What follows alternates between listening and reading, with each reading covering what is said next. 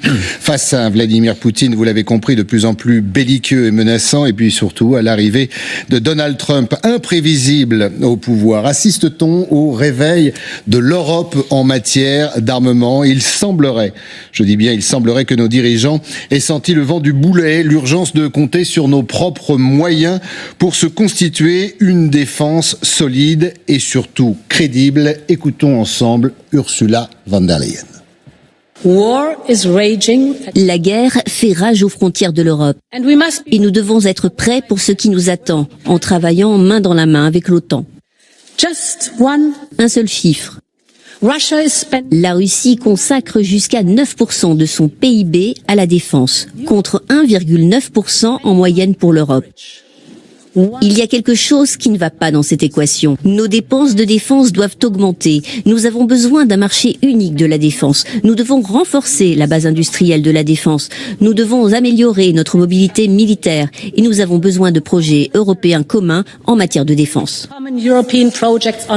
Alors bien évidemment, on va revenir sur ces chiffres. Ils sont importants, sur cette prise de conscience européenne. Mais avant, on va s'arrêter avec vous, Laura, sur un exemple concret de cette collaboration européenne.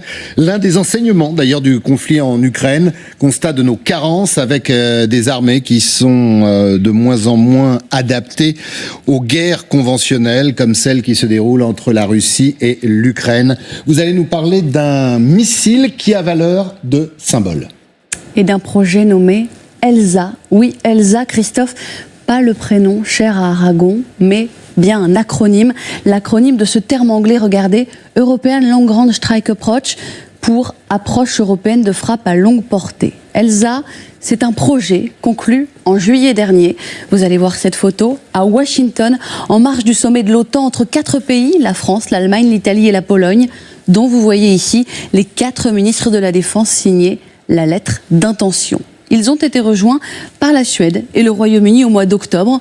Officiellement, leur objectif est le suivant: développer, produire et fournir des capacités dans le domaine des frappes longue portée.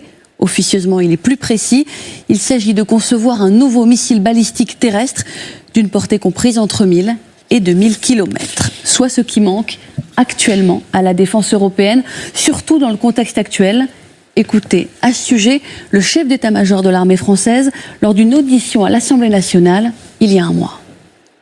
C'est une initiative qui est lancée au niveau européen, prenant en compte l'évolution de l'environnement stratégique, voyant les armes utilisées sur les théâtres d'opération par les différents belligérants, que ce soit en Ukraine, que ce soit au PMO ou d'autres pays.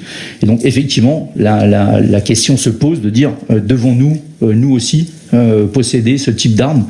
Et on voit bien que ce type d'arme, il prend tout son sens si c'est un pilier européen de la défense qui est capable de développer ça, déjà de faire les recherches, de le développer et ensuite de le posséder. À ce stade, le seul missile balistique dont la France dispose est le M51, mais il s'agit d'un missile intercontinental, c'est-à-dire de très très longue portée, au moins 10 000 km, conçu pour porter des charges nucléaires et qui équipe les sous-marins lanceurs d'engins. Il ne répond donc pas à la demande, ainsi résumé par notre consultant Didier François.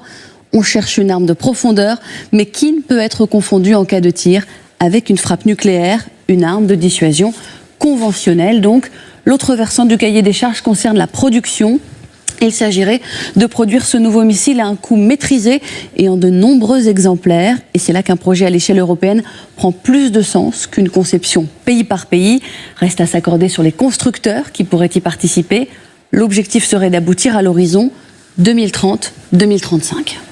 Merci beaucoup, Laura, pour toutes ces précisions. Question que je vais poser à tous autour de ce plateau, mais je commence par vous, Général Paloméros. On se réveille, mais le réveil est brutal ? Le réveil est brutal, et il y a des bonnes nouvelles. Enfin, oui, il y a une convergence. On a vu l'échéance de 2030-2035, donc ça ne va pas régler les problèmes d'aujourd'hui. Il ne faut pas laisser de doute là-dessus. On parle beaucoup des missiles croisière franco-britanniques, Storm Shadow, Scalp, qui font, j'allais dire merveille, qui font font leur boulot, en tout cas qui font leur boulot sur les territoires russes. C'est attesté. Vous voyez, le problème qu'on a dans la construction des outils de défense, c'est la continuité. Il n'y a pas eu de projet qui a été lancé quand vous lancez un projet comme ça, c'est à ce moment-là qu'il aurait fallu, c'est facile à dire bien sûr, mais lancer ces équipements de frappe dans la profondeur. Mais on avait cette réticence parce que finalement on se disait, est-ce que vraiment ça va servir? On est dans d'autres guerres, dont acte. Dans le même temps, on a quand même réussi à développer le meilleur missile anti-air, c'est-à-dire tiré d'un avion contre un autre avion, qui s'appelle le Météore, à 6 pays européens. Et ça, c'est passé un petit peu sous le radar. C'est parce que les Ukrainiens n'ont pas les avions qui vont bien pour le tirer, parce que ça c'est un missile vraiment stratégique. Et on a été capable de le faire à 6. Mais c'est trop isolé, c'est pas des démarches coordonnées. Et ce qu'il faut, c'est que l'Europe, les pays européens se dotent d'une stratégie, qu'ils sachent ce qu'ils veulent faire ensemble. Mais là, on vient d'écouter Ursula von der Leyen. Visiblement, on a pris conscience, qu'on n'était pas adapté, peut-être qu'on était encore au pays de oui, mais à des guerres à l'ancienne, et on voit qu'elles font rage. Ça fait plus de 3 ans entre la Russie et l'Ukraine, mais vous sentez cette réflexion commune au-delà du projet d'un missile, mais en disant ça va aller plus loin? Alors il y a une réflexion commune, mais il y a quand même eu des rapports qui ont été faits à plusieurs reprises. Les militaires, notamment, ont alerté. Il y a des stocks. Je veux dire, le général Palomero se fait grand comme ça, les rapports. Donc, j'ai pas vu l'État, mais j'imagine. Donc, si vous voulez, ça date pas d'aujourd'hui. La guerre en Ukraine, bon, effectivement, là, mais 2014, c'était quand même l'annexion de la Crimée. 2007, on avait Poutine qui nous expliquait déjà que la doctrine nucléaire de la Russie allait changer. Oui, mais on pensait qu'on allait passer à travers les balles. Non, mais on pensait. On pensait. Ce qui est coupable, parfois. À un moment donné, on a fait des choix politiques. Ils avaient les éléments d'appréciation. On a d'excellents stratèges en Europe, à tous les niveaux. Les militaires, ils connaissent leur métier. Et ils disent, il pourrait se passer ça, il pourrait se passer ça. Il y a des scénarios qui sont tout le temps, en permanence. Et après, c'est aux politiques de choisir. Et les politiques, jusqu'à présent, c'est bien que Mme von der Leyen ait pris conscience, mais jusqu'à présent, ils n'ont pas choisi cette voie-là. Alors, mettre des projets en marche maintenant, c'est bien, mais ça prend un certain temps. Et effectivement, ça ne va pas répondre aux problématiques actuelles. Ce qui va répondre aux problématiques actuelles, c'est est-ce qu'on a assez de missiles à fournir, est-ce qu'on a assez de munitions, etc. Malheureusement, c'est pas le cas. On fait remonter en puissance, d'accord. Je crois qu'on a doublé le nombre de fabrications de canons César. Mais bon, voilà. On va voir quelques images. On en est quand même. Le ministre Pistorius et le nôtre sur un accord, sur un blindé qui a été signé. C'était au mois d'avril. Regardez. Enfin, les choses avancent. Je voudrais pas être particulièrement optimiste, mais on a énormément pris de retard. Je suis d'accord avec vous. Et puis que c'est souvent d'ailleurs les sociétés d'armement qui disent nous on peut produire, mais il faut que le politique signe les contrats. Est-ce qu'on se réveille vraiment? Parce que on sait que Poutine est là peut-être pour longtemps et qu'il y aura peut-être d'autres guerres avec lui et que la Russie restera pour nous une menace, Magali. Donc, heureusement qu'on se réveille, j'ai envie de dire ça. Oui, il est certain que la guerre en Ukraine a fait figure d'électrochoc pour les Européens, que l'analyse, elle est là, le constat est là. Après, c'est en effet comment est-ce qu'on s'organise. Et puis, il y a un autre problème qui est majeur, c'est comment est-ce qu'on finance. Comment est-ce qu'on finance quand les caisses de l'État, alors pour nous et pour beaucoup de pays européens, sont quand même vides. Alors, vous savez, Ursula von der Leyen, et à Bruxelles, on parlait beaucoup d'un grand emprunt sur la défense, un peu sur le mode de ce qui a été fait pendant le Covid pour financer l'achat des vaccins au niveau européen. Ça a fonctionné. Là, le chiffre qui était donné, c'était au début de l'été, c'était il fallait 500 milliards pour essayer de remettre justement les lignes d'industrie de la défense européenne en ordre de marche.